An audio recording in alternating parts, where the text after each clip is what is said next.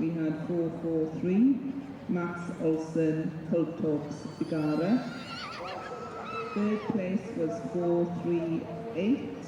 S. Harris, Castlemead, Eleanor, Rugby. And in fourth place was 4-3-6. H.S. Davis with Hadland Valley, Derby Dons. And then...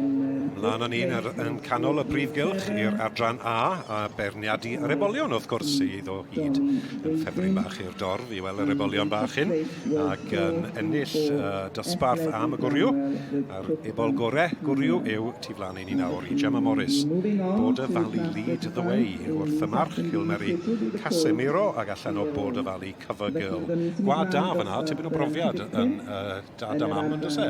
Oes tipyn o lwyddiant rhwng y ddau ac enw gwych yn dos e fe fydd yn arwen y ffordd nawr Ydy, mae e, lead the way dyna beth yw enw mae'n arwen heddi yn sicr a wel yn bihafio fyd I feddwl am Ebol mae fe siŵr fod wedi bod wrth ochr I fam yn ambell I sioe lleol yn dywe Sa'n y i'n fam meddwl. oedd Border Valley cover girl da iawn nhw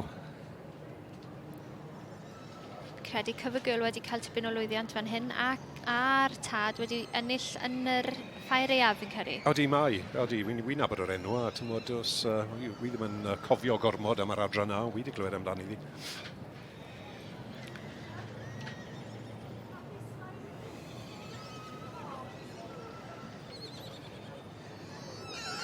Dwi ddim yn rhwydd I ferniadu yr adran A, yr ebolion.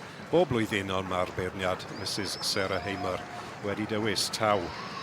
Arwen y dosbarth hyn oedd yr ebol gwriw Border Valley lead the way. This went to 3-5. This is Border Valley lead the way. Property of Gemma Morris. Second was 3-4.